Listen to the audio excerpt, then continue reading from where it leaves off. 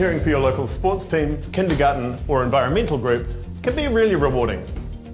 It's a great way to give back to your community and support a kaupapa you're passionate about. But the roles can be complex, especially if you're appointed or elected chair. This video is one of a series of 4 that aims to help you step up and support the team, or if you're thinking about becoming a chair, get you well prepared for your new role. These videos are part of the National Action Plan for Community Governance. The plan was created by community leaders to create resources to support you in your board roles. The first video is about getting back to basics, the key things you need to know to get started as chair, what the role is all about, and how to chair a great meeting.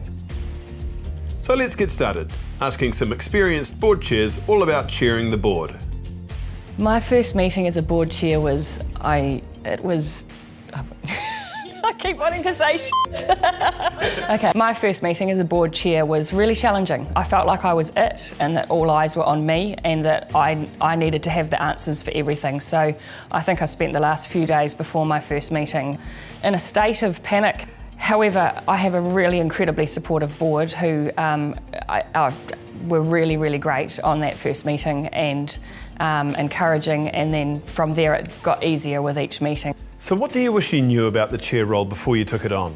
One of the things that I would have liked to have known more about is the context of the organisation. In other words, the history, where is it at, how has it operated, and where do I fit into the scheme of things, and what can I do to help with the transition or whatever is required. I think one of the first things I wish I'd known more about was some of the legal responsibilities, so understanding all of the acts, etc. that we need to be aware of as a board.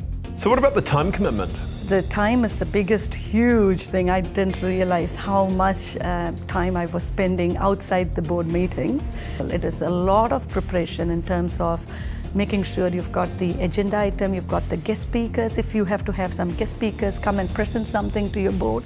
I didn't appreciate the amount of time that it takes to be involved within that role, and I also think that part of that was understanding the really important relationship that you need to develop with the CE, because that's critical. So what are some skills that are needed for being the chair of a board? Whether it's skills around understanding finances, whether it's skills around contributing to being a part of the board, whether it's skills or actually knowledge about understanding why you're there. All of these things you need to try and work out. What do people know? What don't they know?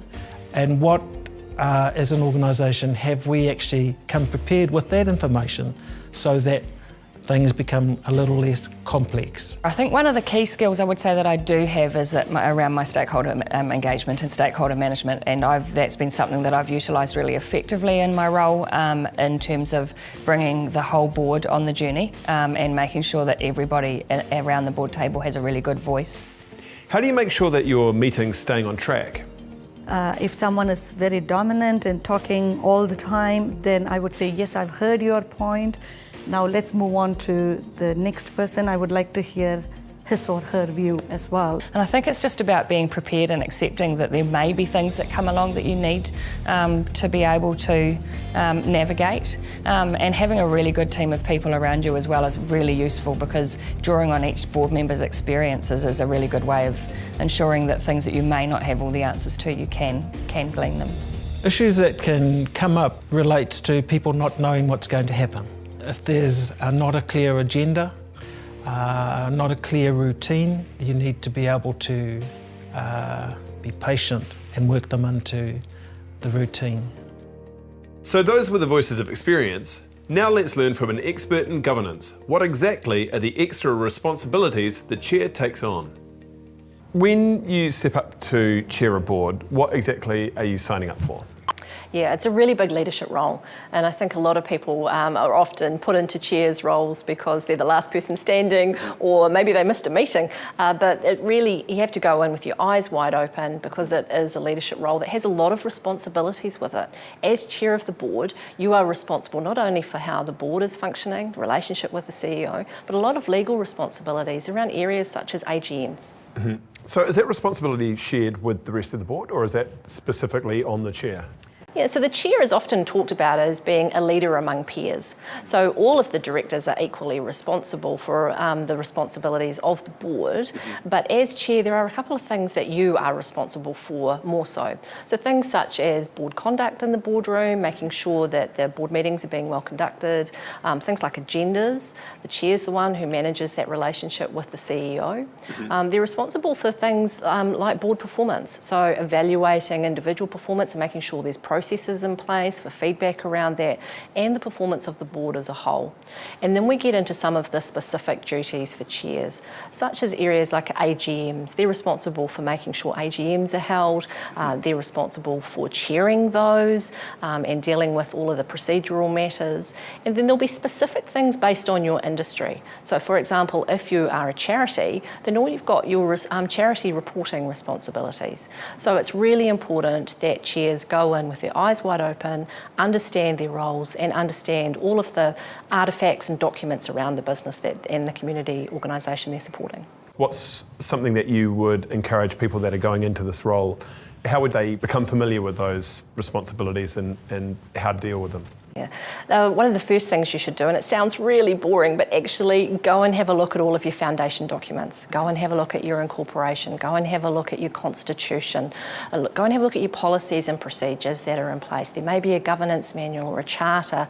Those things, go back and have a look at some of those old minutes of AGMs to understand the purpose of the organisation, to understand those obligations, those duties, and also be really clear about what type of entity you are.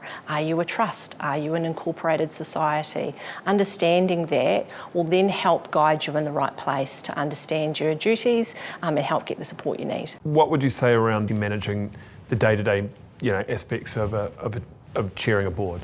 One of the key things with being a chair is the time commitment that comes with it, and many of the chairs that we get to speak to are surprised at the amount of additional work that comes with being the chair, because you are that person who has to be thinking about the board work outside of the board meetings. It's not just an in the boardroom role. So there's all of the agenda setting and communication with the CEO. So it's really critical that new chairs have the time and dedicate that space to be able to do a great job at their role. Yes, people that are going into this and maybe don't have their eyes wide open and aren't necessarily familiar with the full, range of responsibilities and accountabilities. What are some pitfalls? What can go wrong? Yeah, there are some pitfalls, and depending upon the nature or type of your organisation, there can be fines or there can be penalties associated with not fulfilling all of your duties. But don't worry too much about those. Just focus on the purpose of your organisation and getting that good support, and you'll be in a good place. But one of the kind of core things that we often see is a lack of communication. So a lot of our issues can be traced back to not putting in the right amount of time and not communicating well enough with your stakeholders. If you focus on those two issues and do a good, diligent job, you don't need to worry too much about the pitfalls. Leading great meetings is such an important part of the chair role. We've all sat through meetings where you can't help thinking about the hours you've lost. So how do you run a great board or committee meeting?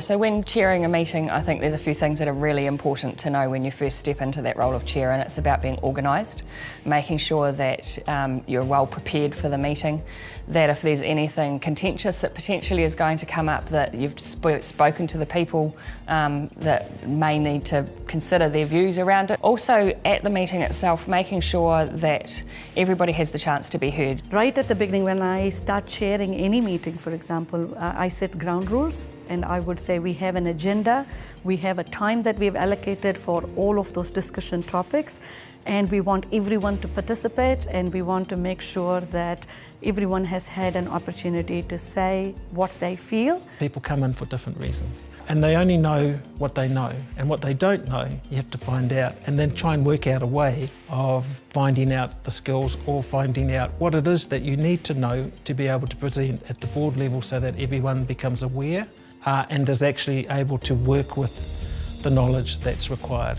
Now, that's a long journey for some, and in my case, it's a very long journey.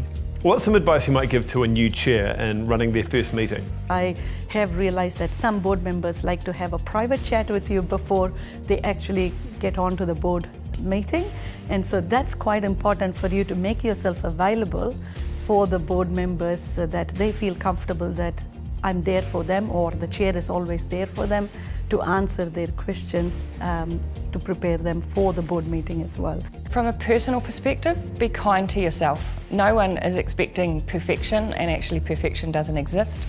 I think it's just about making sure that you're really prepared, ensuring that you've worked in with the CE to agree on a really good agenda and what you're wanting to get out of each agenda item. I think it's critical to understand what the outcome for each topic is, so that you can then ensure that that occurs during the meeting.